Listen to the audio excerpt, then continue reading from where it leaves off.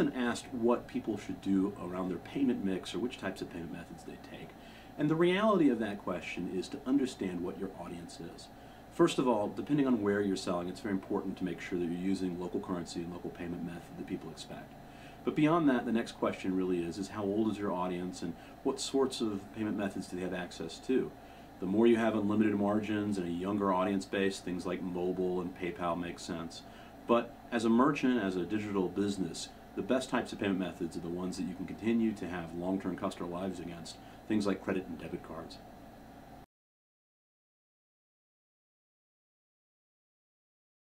There's a grand idea, or at least maybe a grand hope, for the impermeable paywall of the unbreachable content. And I think that boat has long sailed.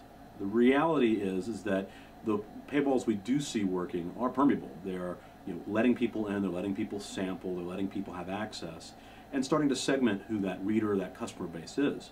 If you don't segment that customer base, well, we're starting to talk about the New York Times problem here in the United States, where in the first year of their paywall, they of course got all of the people who self-identify with the New York Times. But in the second year, the ROI, the value proposition to the internet user was just very different. And so they had to be innovative in starting to think about how to make that ROI make sense for them. And we see that across everything, be that television, music. Some people are going to use Mog and Spotify, while others absolutely demand ownership from iTunes or eMusic. So I think there's two macro trends, and I think one's most obvious, and that is that internet users are becoming acculturated to being able to pay for content. That's been a major change. In 1999, when music was first on the scene, people thought that no one would pay for content. Fast forward to 2012, people look first at, in the United States, Netflix, then Hulu, then Vudu, to see if that video content's available, and only then do they turn to piracy. I think it's an important statement that's very critical thinking about paid content. Access is more important than even getting price correct. Simply making it accessible really changes the conversation. So that trend, the acculturation that digital content should be available, is extremely important. The other thing that's very important, and I think the thing to watch, the risk or the challenge, if you will, is how the walled gardens actually respond to this continued digitization of everything. Obviously, those walled gardens have real power in the social network or in the device world, but in reality, I think they're going to come smack up against the major people like sports leagues and the classic broadcasters, the SaaS companies who have compelling and interesting services. Because I don't think any one source is really going to be the way that people get their entire digital life managed.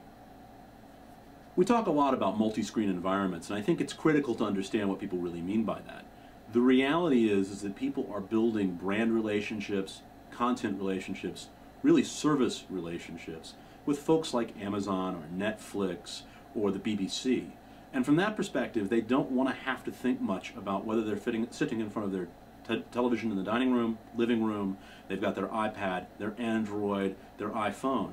All those devices, from their perspective, are means in which they consume that digital experience. The digital services that win will be the ones that embrace the unique peculiarities of each of those screens, make the experience extremely compelling, and don't allow themselves to be caught in the rigors of the walled gardens. I'm often asked which media companies or which platforms will survive. I think on the media company side, the core issue is innovation. People have to get past thinking about things like news, for example, as simply making news available, and start to think of news as a service. What is it that people come to what used to be the newspaper to really do? Because it's more than simply read the news. As people think about their what used to be products as services and as digital services, the ones that are willing to be innovative, to try new things, are the ones that are going to be able to make that transition, painful as it may be, to the new digital economy. And the platforms, well, we've seen this before. Everyone was beholden to first AOL, then Microsoft, and in reality, both of those walled gardens are no more. The walled gardens who use their curation function to make that service that the walled garden itself provides valuable, those will remain, but it's in tight tension with being too controlling, too restricting.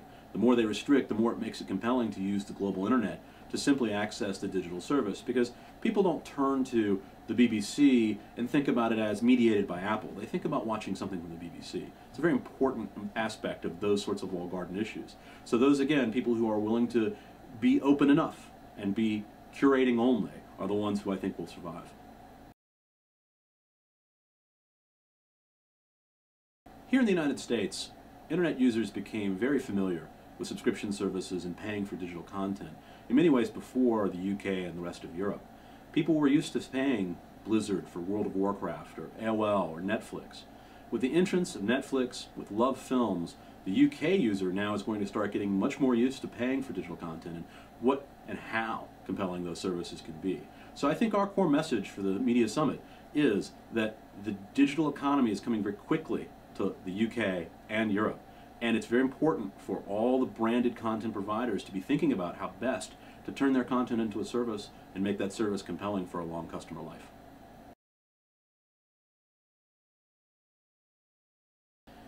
Digital services are very different, and it requires them to scale. The best and most interesting digital services are the ones that have unique and, internet or even human scale events. Things like sports events or major political/social activities.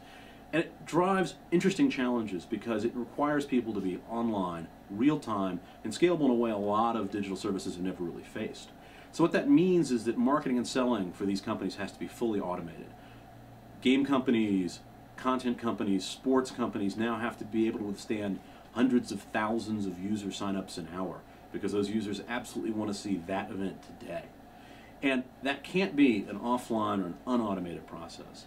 And in fact, the marketing itself has to be able to deal with tens of thousands of users per minute in certain situations, to be able to put the right message in front of the right user, to be able to figure out which user is the right user to make the pitch to sign up to your annual plan instead of your monthly plan, to figure out how to build those longest customer lifetimes that you can build, to be able to then compete with zero, which is the real problem with digital services.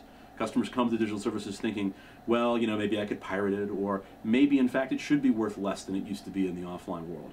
Well, no matter why that customer feels that way, you've got to be able to optimize how you speak to that person in a fully automated fashion.